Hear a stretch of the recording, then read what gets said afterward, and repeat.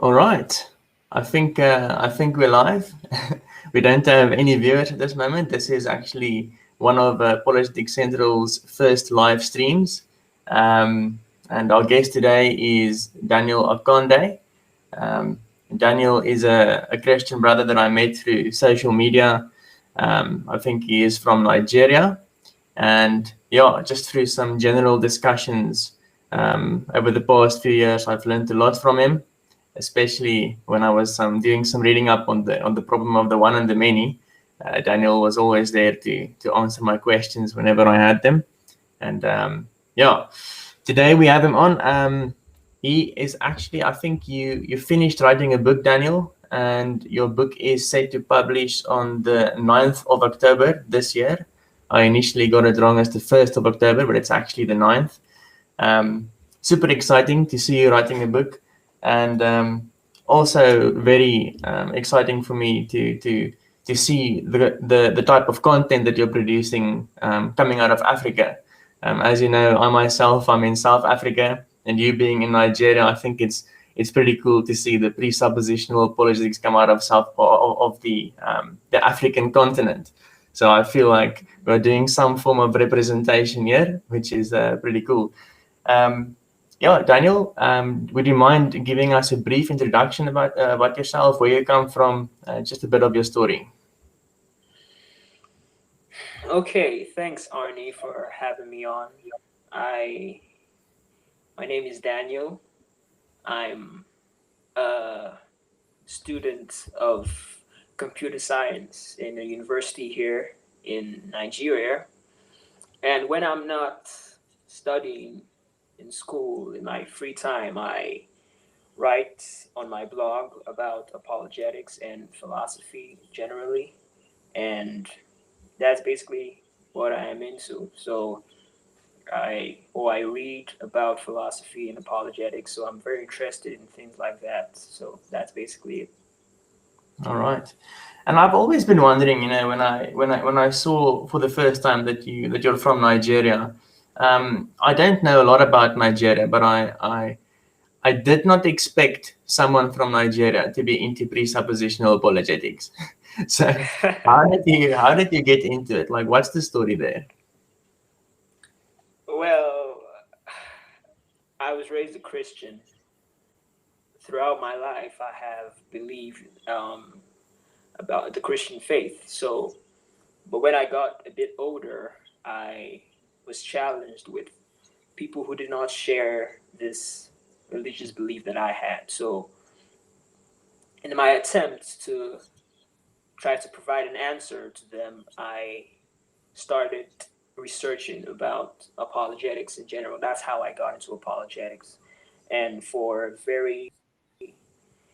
a period about a year, I was an ardent um, evidentialist or a classical apologist. So I was really, really into the works of people like William Lane Craig and all of that. So that's what I was into, and that's how I engaged unbelievers on the internet for about over a year. But then I came across Matt Slick through a certain website, and I was intrigued by his transcendental argument, and so I started researching about it more, and that's when I discovered Greg Bonson and his debate with Gordon Stein, and it just clicked. Like, okay, really, really good apologetic method, and that's how I got into things like Van Til, positional apologetics. Yeah, that's interesting. I think most people that I speak to also usually get their introduction via that debate that Greg Bonson did. But I see that you came through the additional route of Matt Slick. In my early years, I was also dabbing in the waters of the Calm website. I think a lot of good resources there still, for people who want to get started. So I've been doing some reading up on Nigeria as well, and people talk about the United States being deeply divided and stuff, but when I look at the demographics there, it seems like you guys are quite split down the middle, with the northern parts of the country being Muslim and the southern parts being Christian. Is that correct? Yeah, that is correct. The Okay. the northern parts are mostly Muslim, while the southern are Christians. So I was wanting to ask you about that. Do you, in your everyday life, especially now with being a presuppositional apologist, have you given some thought about how to apply presup to Islam, given that there's a lot of opportunity in Nigeria?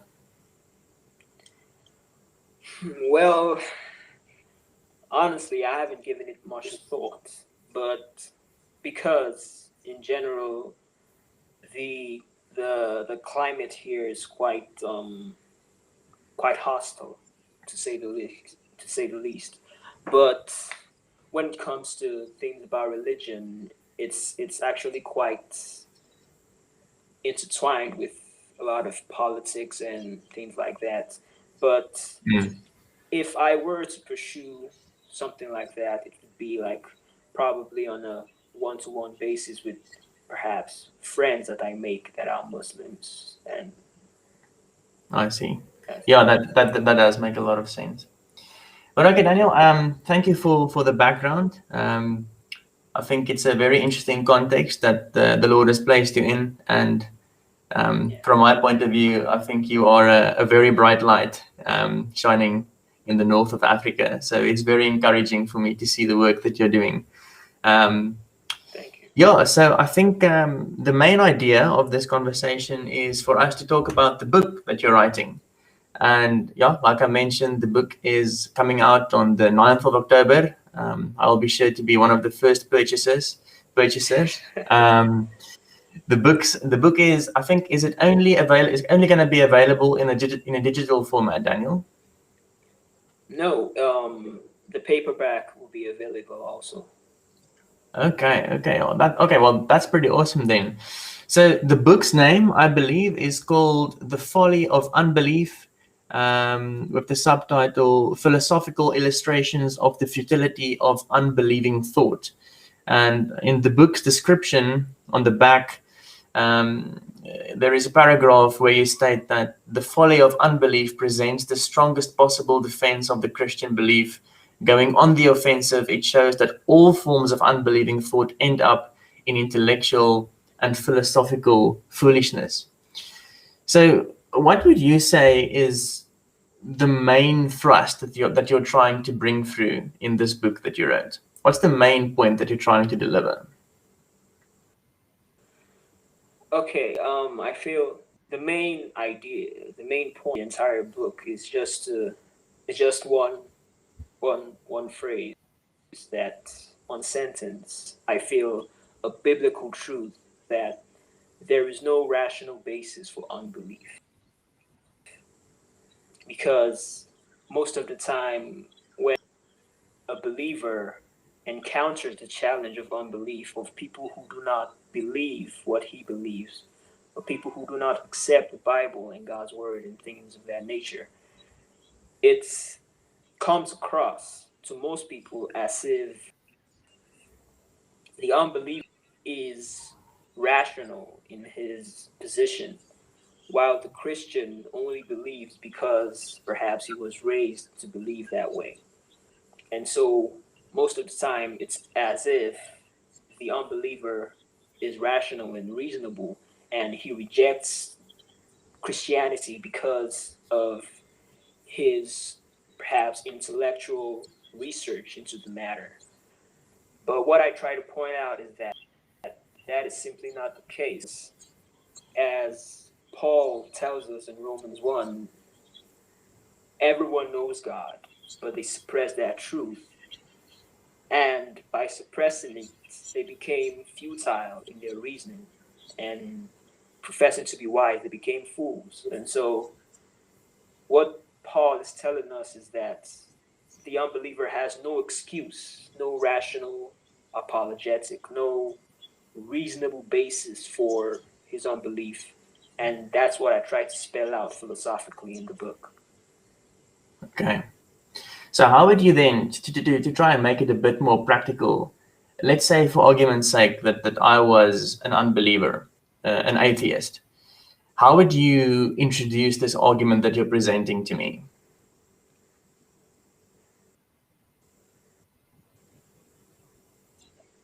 Well, that's the beauty of things like these, that you can just strike up a conversation, and I can ask you, what exactly is your view of the world, and how do you approach the question of the existence of God, and what do you think of the Bible? Is it true?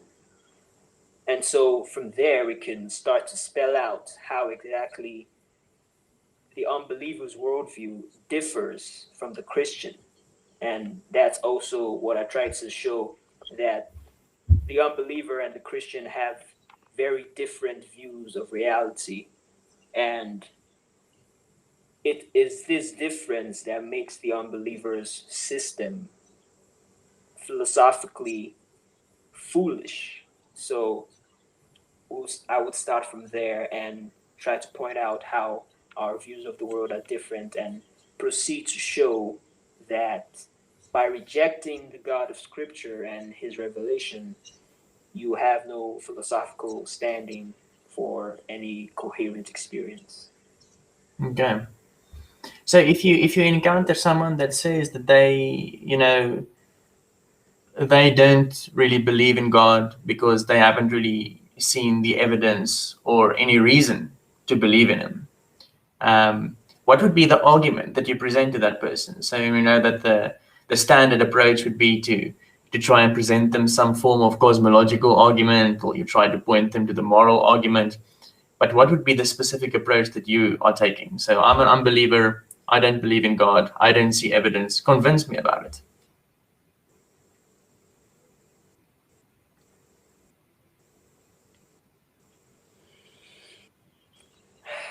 First, the claim that you haven't seen any evidence is not true.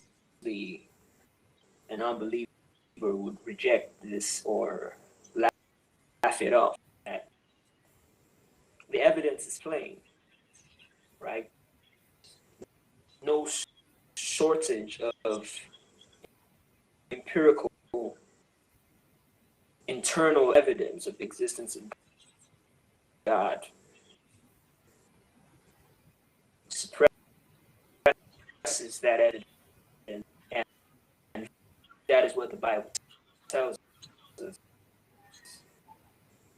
We're going to accept what I have just said, push back and challenge him. His rejection of the Bible, or get into the discussion. I accept the Bible. You don't even have any basis about Christian faith. Daniel, can you hear me? I think we are losing you.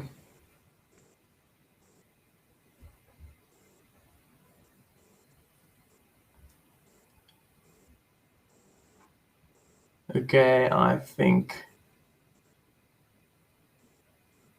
we lost Daniel. Okay, let me just see if I can hear you.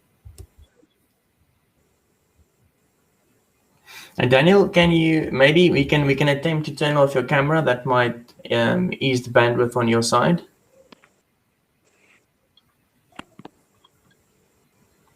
Okay. Can you hear me now?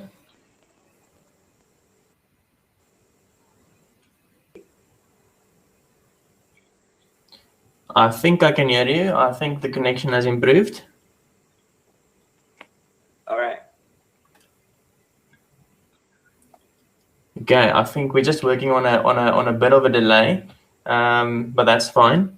So I think, Daniel, what you were saying, you were breaking up a bit when you were explaining it, but you were indicating that when someone comes to you and they indicate that they don't believe in God because of a lack of evidence or whatever, I think what you were explaining was that it's not that there's a lack of evidence. If we look and see what we read in Romans 1, it's the point that everyone knows that God exists and that the evidence for God's existence abounds around us. It's everywhere. It's even within us, as we're made in the image of God. So the fact that someone says, but I don't believe in God, does not indicate that there's a lack of evidence, but it indicates that there's some kind of moral suppression going on. Is that what you were saying?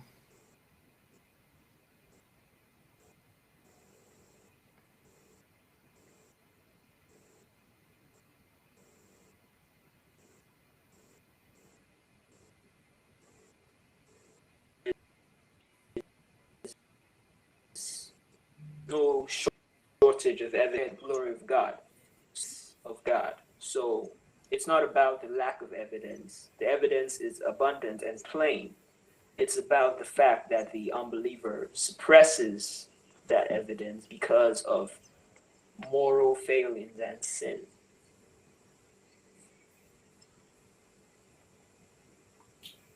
Okay.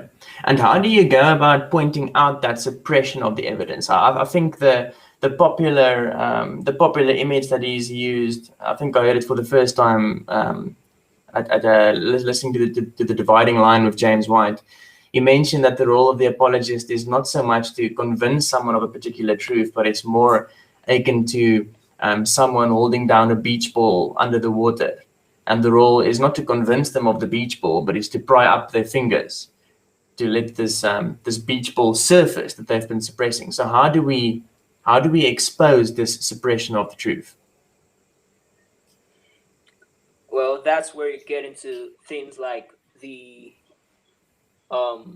transcendental arguments, because if we can show that the unbeliever actually relies on his knowledge of God in his everyday life, then we have shown that despite his claim to the contrary, he does believe in God and that he's suppressing that truth. So the strategy would be to point out to the unbeliever that he relies on his knowledge of God, even though he denies it. So when you say that the unbeliever then relies on the knowledge of God, which I think that we both agree that everyone knows that God everyone knows that God exists because God reveals it to them and they are made in the image of God. So they know it, but they suppress it. And now you are saying that they use this knowledge or they rely on this knowledge of God to make sense of the world around them. Exactly in what way do they rely on that knowledge? Because if you speak with the atheist on the street, he or she is just going to say, but I really don't rely on this knowledge. So in what way do they rely on it? Well, that's what we have to point out, that they rely on it to know anything or to have any coherent experience. They rely on it philosophically, that is, in principle, even though in practice they may behave as though they do not have this knowledge. So, what we have to point out is the fact that philosophically, the unbeliever is unable to escape knowledge of God. He's unable to escape relying on his knowledge of God. And that's where we go into things like the preconditions of intelligible experience, and how the different facets of the unbeliever's experience actually require that he knows God. That's how he relies on that knowledge. So is the key then that the unbeliever, or all of us actually, relies on these preconditions of intelligible experience, whether we are consciously aware of that or not? Yes, we, in some way or another, rely on those preconditions because we would all like to think that our experience is coherent and intelligible. We can actually understand our experience, and we can actually have knowledge of the world and things of that nature. So our experience in general presupposes certain preconditions. Some things must be in place before our experience can be what it is. Okay. And what are these things? What are these preconditions that need to be in place before we can make our experience intelligible? Well, in general, there are various examples of these preconditions, but just for in general, we can mention things like logic, for example. It's difficult to imagine what our experience would be like without things like logic or causal relations, the cause and effect relationships that occur in the world. Actually, our experience relies on such relationships. We can also think of knowledge, or but knowledge is like a general term. There are various things that make human knowledge possible to be what it is. So we can also mention things like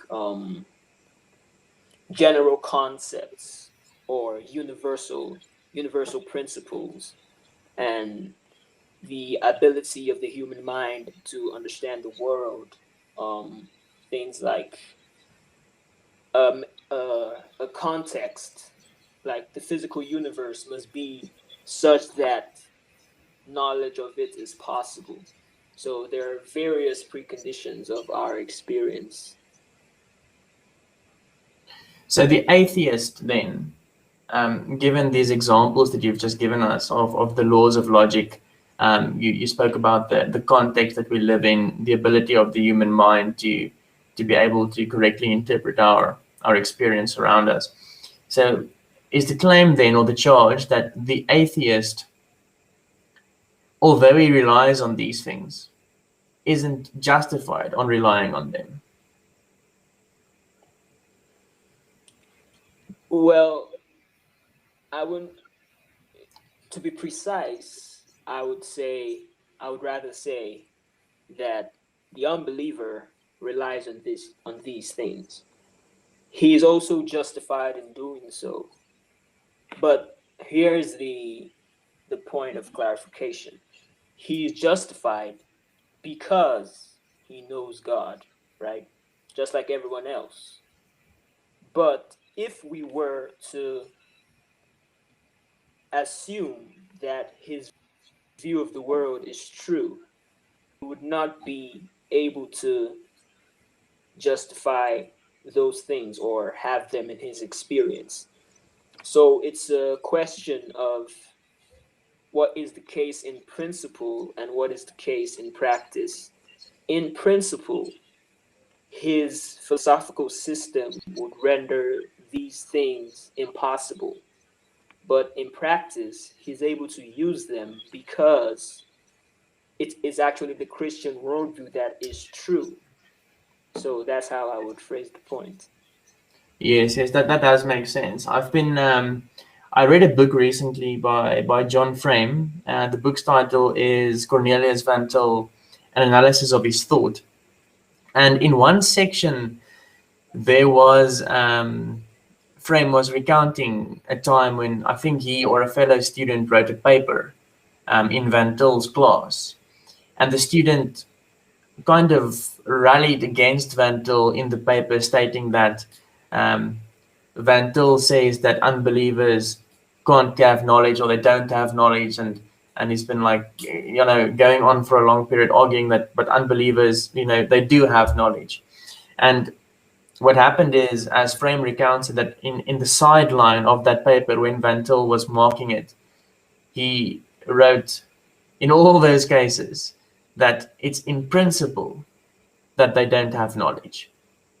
It's only in principle if they consistently work out the implications of what they profess to believe about the world around them.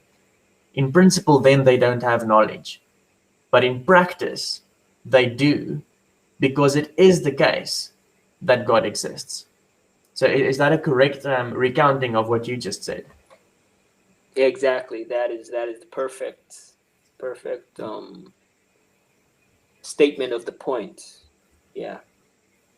Okay, so I think we're about halfway through the stream. I'm just interested in this book now. If we can come back to that point, I think what we discussed up until now, I think is probably broadly what you are going to go into in a lot more detail in the book itself. But the subtitle is what interested me. It says that it provides philosophical illustrations of the futility of unbelieving thought. Can you maybe give us an example of one of these illustrations? Well, sure. In the book, I actually list about, I think, up to 7 of such illustrations. Yeah. So one of them would be the problem. I discussed the problem of the one and the many. Example. So, and the one of the problem of the one and the many is quite a broad problem. So under that, I have a lot of subsections discussing illustrations of how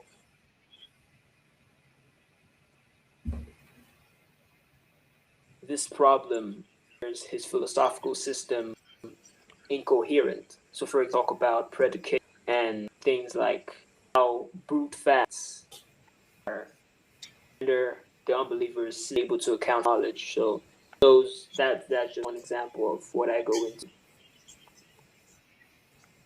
Okay, I actually think that's a pretty good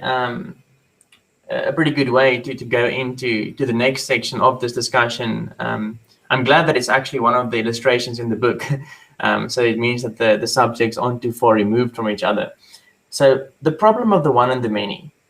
Um, you mentioned two words right now. It's called you mentioned predication and you mentioned brute facts.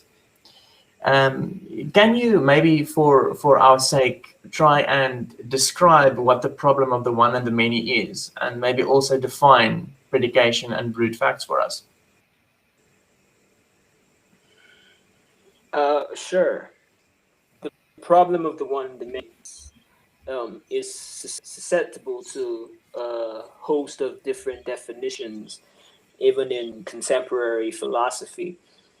In general, the problem of the one and the many has been taken to be the metaphysical problem of universal. So it's basically how we can account for universal or abstract objects that are multiply instantiable or that are not concrete. So that's the problem of universals. But I feel a better way to think about it is the one and the many is actually quite a broad, it's not restricted to metaphysics, concerns epistemology and ethics as well. So for example, I feel the problem of universals is just one illustration of the problem of the one and the many. So the way I would define it is that the problem of the one and the many is a dilemma about unity and diversity, or about plurality and unity. So, in essence, the problem is how do we bring these two to a fruitful relationship with each other? Because human knowledge in various ways relies on both these principles, on unifying principles and also on plurality and diversity. For example, we our experience, right? We experience diverse things. Like, for example, I have a bottle of water here. There are various bottles of water. There are various books. There are various chairs, various lights. So our experience of particular things. And these things are diverse, or so we like to think. But even though there's this plurality of things, we notice certain similarities or relations between things. And these concepts of unity and diversity are needed in order for our experience and our knowledge to be possible. If there were only particular things, be able to know what buttons are, because so we can think of it as subject and predicates.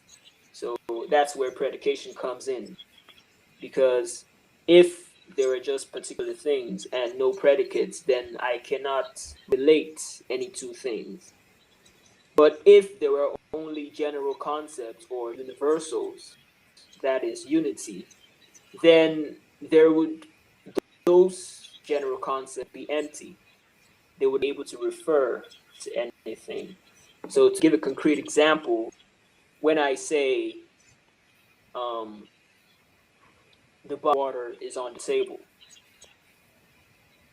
that seems like a very simple sentence, right?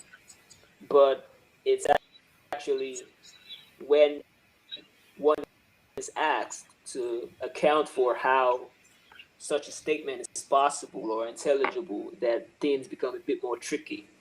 Because by saying the bottle of water is on the table, I have assumed that the bottle of water is intelligible and that I can individuate this bottle of water from other things that exist in the world.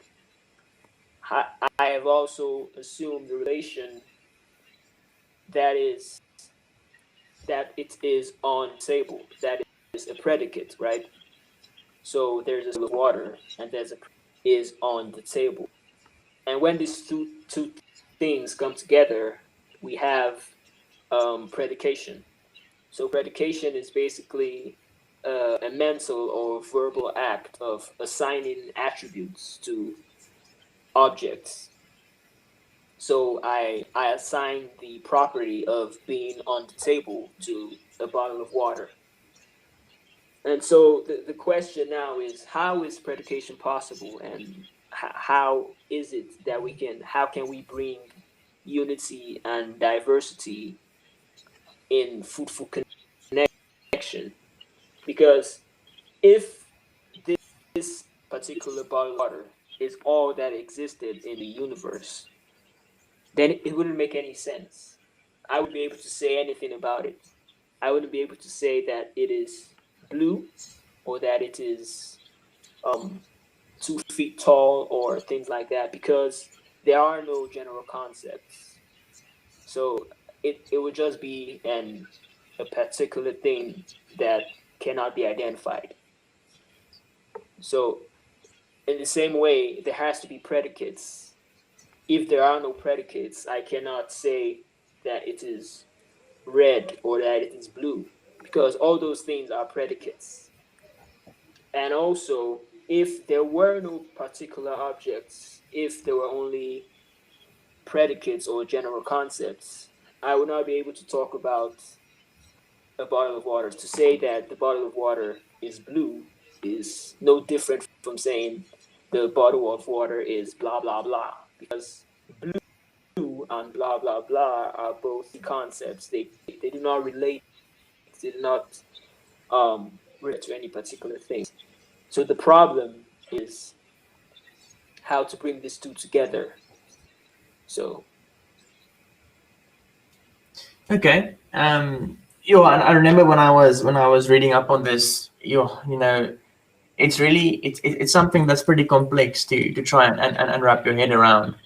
But for the everyday person, this doesn't really seem like a problem. If you think about, I think in the article that I wrote on it, I tried to use the example of dogs and many different dogs.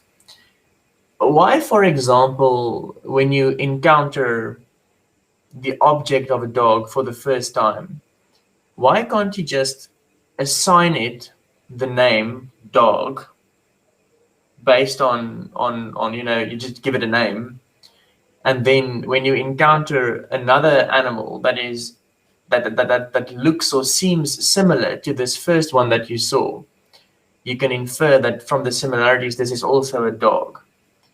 And then from there on, you can continue in growing your knowledge base, and you can continue categorizing the particulars. Why is that an issue? I mean, it doesn't feel like an issue for the everyday person. Well, the issue is actually quite great.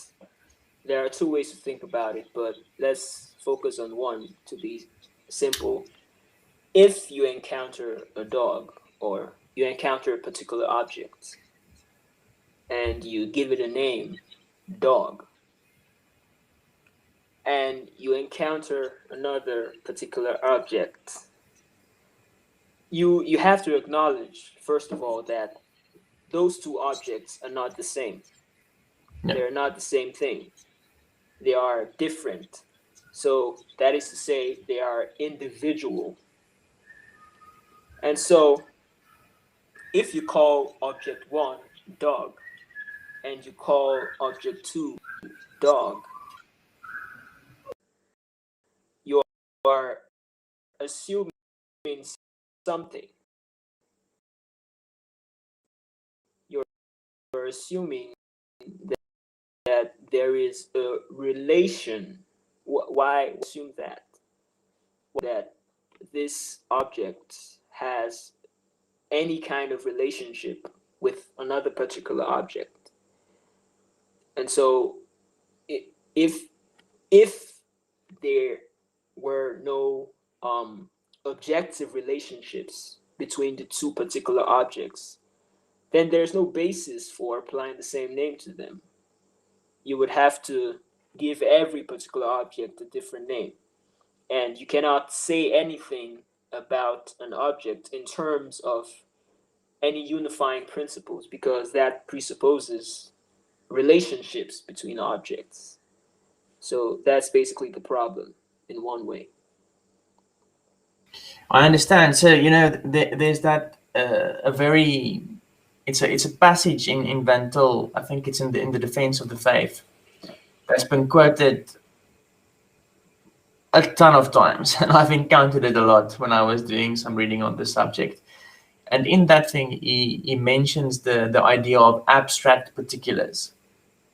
So is what you've just described to us about, you encounter the first object and you call it dog, and you encounter the second object and you also call it dog, but those two objects are separate things. They're not the same. So is the thing then that how do you know that they don't just exist as abstract particulars with no relationship between them? Is that what you're saying? Yeah, that's basically the point, because if there are no objective relations, then you cannot call them by the same name, because calling them dog, you have put both of them into a class, a general class of dog. And this class tells us that these two objects have certain properties in common. But the question is whether there are any commonalities or similarities between objects. Because if there are not, then there's no basis for putting them in the same class. So basically, the question is, how do you know that the objects do not exist as abstract particulars, like having no relationships with each other? That's the one side of the problem. Maybe to hammer on this point for one last time before we try to move on.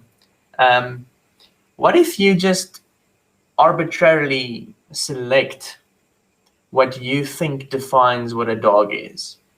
So let's just use the example. It is everything with fur that has 4 legs.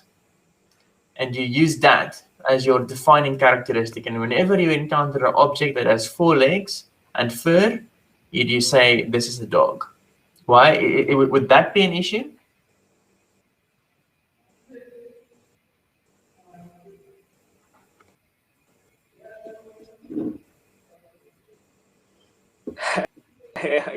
Yes, even in your individuation, because I guess that's what it's called, individuation. So you're using it to objects like, okay, this is a dog, this is a dog, this is a dog, based on and four legs. But you have already an intelligible relationship, for example, that the concept of, or the concept of empirical concept of fourness. Then you have you have seen, and so the question now is, okay, numbers or numerical concepts apply to particular things, because it still boils down to whether or not abstract particulars exist, right? Because if everything was just purely individual, then you cannot count or apply numerical concepts. And you cannot say, okay, this dog has a leg and this object also has a leg, because then you have just assumed a general category of having a leg or of being four. So it's still a problem. I see. So you just basically push the problem back one step, but it's still there. You Yeah. can't escape it. So it's almost like we can't say anything about anything if they exist as abstract particulars. Yeah, exactly. Yeah. Okay. And then, when we started talking about the one of the many, you mentioned brute facts and that being a problem for the unbelievers. So what are brute facts and why are they a problem? Okay. Yeah. So the concept of brute fact is quite analogous to what we just discussed about abstract particulars. I guess in a way you can actually use them interchangeably. So a brute fact is basically, well, first of all, in contemporary philosophy, for example, brute fact is defined in many ways, but the general idea is that a brute fact is a fact that just is. It exists without no explanation, no reason or rationale, no grounding or no cause or whatever. And now, if we try to analyze that concept, we can see that basically a brute fact is a fact that does not have any relation to any other fact. Because what does it mean to have an explanation or a reason? It basically means that there's a certain relation between two things. If A explains B, then that explanation is possible because of some underlying relation between A and B.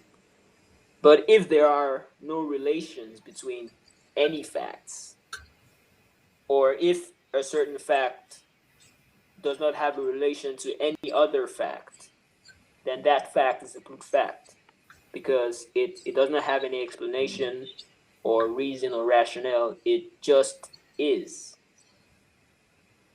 So the problem then is that brute facts are unknowable. You cannot know facts, because human knowledge, if one analyzes what it takes to have knowledge, we will see that knowledge presupposes system. Knowledge is systematic in nature. Knowledge Hmm. involves um, things in relation to each other and organizing a system. So if there are brute facts, then systematization is impossible, and it follows that not possible. So that's the issue. I see. I see. So for the Christian, there are no brute facts. Is that correct? Yes, that's correct. And for the unbeliever? Yeah, the unbeliever system actually leads us to the conclusion that every fact is a brute fact, and that's a huge problem. Can you flesh out why it leads us to that conclusion? Basically, okay, I think I explained this in an article I wrote a few weeks back about brute Okay. fact. So it's the problem is that, okay, if I can explain it as simply as I can, is that, okay, we have two forces, two components for human knowledge, and we have system and we have fact, or system and factuality. So we have facts and we have, and when you bring the two together, you have knowledge. So basically, for the unbeliever, so we could ask the question of which of these components, which one among system and facts, which of these is more fundamental, or which of these has priority over the other. And now you see that we are back again to the problem of the one and the many, because the system represents one and the facts represent the many. So even in epistemology, we have seen the problem again. So which of them has priority? Well, for the unbeliever, his system, his worldview actually implies that factuality has priority over a system. And that is the case because for the unbeliever, there is no God. And so there is no mind to relate the facts prior to their instantiation. So for the unbeliever, when he steps out to try and gain knowledge of facts, there's an implicit commitment to the idea that the facts are there, and so I go and I try to gather as many facts as I can and organize them into a system. So for the unbeliever, that process of organization is original. So he's the first person to do that. But for the Christian, God does it first because the facts and relates them even before we experience them. So when we go out and experience the facts, they have already been organized into a system. So for the Christian, system precedes factuality. And so for the unbeliever, if factuality precedes system, then you have the idea of brute factuality. It's a necessary consequence because factuality without system is just brute. There are no relations. So the relationships must be provided by the unbeliever himself. And so basically trying to organize facts that have no inherent relationship to each other. So that's why his view implies brute factuality. I see. That actually makes a lot of sense, Daniel. Thanks for that. You know, when I'm doing my reading of Van Til, I'm actually reading very broadly at the moment in an attempt to try and understand a book by Brand Bosserman. I'm sure you've heard of it, the Trinity and the Vindication of Christian Paradox. Have you perhaps read that book before? But I haven't finished it yet. I was just at the beginning. Yeah, so what's interesting about that is the main book is also kind of a focus on the one and the many. And there's a part where Bosserman mentions that The problem of the one and the many was, and Van Til's system of apologetics is actually, the one and the many is fundamental to it. Everything comes back to it. But then there's a criticism that he makes of Greg Bonson nearing the end of the book, where, you know, if you read Van Til's apologetic and you read some works by Bonson, in Van Til's apologetic, he only like dedicates 2 or 3 pages out of the entire book to the problem of the one and the many, out of, I think, 700 pages. And Boserman seems to imply that Bonson has missed that. But perhaps he has not. I mean, perhaps Bonson was just writing on a more accessible level. Because I think, like you said earlier, a lot of these things actually come back to the problem of the one and the many. They just state it in different ways. So I think what I was trying to do in saying what I just did on Boserman's book and so forth is we spoke a lot about the problem, right? And I think you started to touch on the solution for this problem that lies in the Christian worldview and specifically in the Christian God. Can you maybe outline the solution for us from the Christian worldview?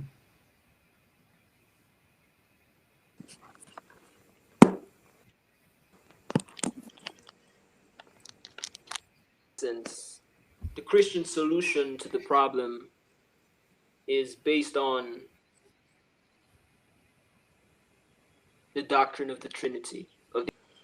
And so, basically stated, the doctrine is that God, there is one God who eternally exists in 3 persons, and each person is fully God, Father, Son, and Holy Spirit. And so what we see is that in God's being, ontologically or metaphysically, there is what we would call an equal ultimacy of his oneness and his threeness.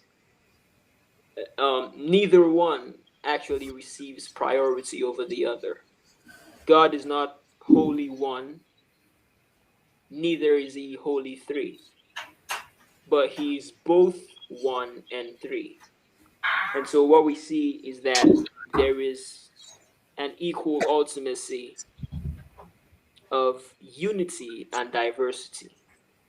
So God, in God's being, we have both unity and diversity being on equal metaphysical footing or equal ontological footing. So neither one is more fundamental or receives priority over the other. And God, this God that is both 1 and 3, creates the world to reflect his own character. And that explains why in our experience we see both unity and diversity. And if we can take that principle, because God is the foundation of all of reality, so metaphysically we would have to hold to the equal ultimacy of unity and diversity. And now, but basically, it's more of a, we are providing the middle ground. We do not stress unity or the one, neither do we stress diversity or the many. So in epistemology or in any area, whenever we are faced with both unity and diversity, we know that we must hold to the equal ultimacy of both of them. And so basically what the Christian solution is based on the Trinity and the fact that God is both has both unity and diversity, and his creation is an analogy of his own character. And so creation, that is our experience, has both unity and diversity also. So that's how the Christian would account for that. Is there a way to kind of try and make that practical for us in the knowledge situation? So if we think again on the example of dogs, how does knowing that God, the Trinity, is the creator of this world, and we cannot demand the many to override the one, or vice versa, how does that help us when we are beginning to learn about the concept of dog from particular dogs? Um, does that question make sense, or should I try to rephrase? Yeah, I get your question. So first of all, I would point out that your question is epistemological in nature. So you're asking how do we as human thinkers, as human knowers, how does knowing that God is both one and three, how does that help us in our epistemology, in our epistemological endeavors? Yes. So what I would say is I would start first from metaphysics, right? I would say that basically what I just laid out, the Christian solution, is to say, since God has both unity and diversity in equal ultimacy, and he creates the world to be analogous of his character, then the world also has equal ultimacy of unity and diversity. So metaphysically, on the Christian worldview, we would expect this um, ultimacy of unity and diversity. So metaphysically, even before we as human knowers start to try to know particular things like dogs, even before that, before our knowing process, the objects of our experience exhibit unity and diversity in equal ultimacy. So from that metaphysical context, it is that metaphysical context that makes our epistemological endeavors possible. How so? When we go out to experience and we experience a dog, we we see a dog and we see certain properties and features and characteristics of that dog. But when we also experience another dog, another object, we're able to recognize the similarities. And I think this is where the concept of revelational epistemology is actually quite important, because the Trinity does not just provide the metaphysical context, but God has also actively revealed himself to us and revealed certain things to us. Even before we experience the objects of experience, we have God has revealed universal categories to us, and so we can organize the objects of our experience based on those categories. So we already have both the one and the many, but the categories in our mind have their root in God. And so that means they are not just empty, they are not just arbitrarily imposed on the objects. This is actually uh, uh, quite a nebulous or of interconnected elements in this philosophical system, which is the Christian worldview. So God provides the metaphysical context, but he also reveals, he creates our mind in order to pattern our thoughts and our knowledge processes in line with the equal ultimacy of unity and diversity. So when we see a dog, we can categorize it based on certain categories and concepts. So our particular experiences can be brought together because they have objective relations which are provided by the Trinity. Yeah, I hear what you're saying. So an interesting thing that I don't think I've heard before is when you said that God provides us with categories that we can use to organize. Well, what would be examples of these categories? Well, if I were to, obviously we have to know that we might not know the mechanism, right? The exact way this is done. But if we were to theorize from what the way we as humans know things, the a priori categories would be things like universal concepts, um, our minds, our conceptual frameworks are structured, are designed to reason in a certain way, which is in the way of particulars. So things like concepts or categories like spatial or temporal categories, or things like mathematical categories like numbers, and also linguistic categories, logical categories. All these are things that we bring to our experience. And the Christian would maintain that those categories are revealed to us by God. I see, I see. There is a chapter in Boserman's book also quite far along where I think he tries to do something similar. And I think he mentions the way that Adam, pre-fall, had to go about learning the world. And I think he mentions there that the process of knowing or of coming to knowledge is always from the more general to the particular, or something like that. And then he outlines how he think Adam went about categorizing the the animals around him. And I think he mentions three categories that Adam had to begin with, and that would be um, the knowledge of himself, the knowledge of nature that is distinct from him, and the knowledge of God, also distinct from himself and nature.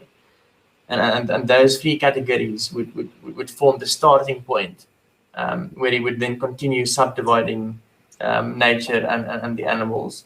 But I'll still have to do some significant reading before I can fully wrap my head around all of this. Um, yeah, Daniel, I see we've been going for about an hour now. That's how much I booked you for. Is there maybe something else that you'd like to say before we wrap this up? Um, well, I think we've actually covered a lot, and I really enjoyed this discussion. And I hope that the listeners or the viewers were, I hope they learned something, or and they were blessed by this discussion also. And I hope they can, perhaps they have some incentive to purchase the book when it comes out, because I really feel it will help a lot in those who are interested in defending the faith. And so, yeah, that's what I have to say. Thank you for having me. Yeah, that's awesome, Daniel. So what I'll do is I'll post a link to your book's Amazon page in the comments on this video, and I'll also post a link to your blog and perhaps your Facebook page, so that people can follow what you've been writing on. Because I know I do feel that this topic of the one and the many is quite complex, but you've got quite a few blog posts going that I think will make it a bit more accessible. So I'll definitely post those links in there. Yeah, Daniel, thank you so much for coming on and being available to have this conversation. And yeah, I really look forward to reading what you have to say in your book. Thank you, Arnie. Jose. Yeah, so we're going to end it there. And yeah, I guess I'll see you guys next time.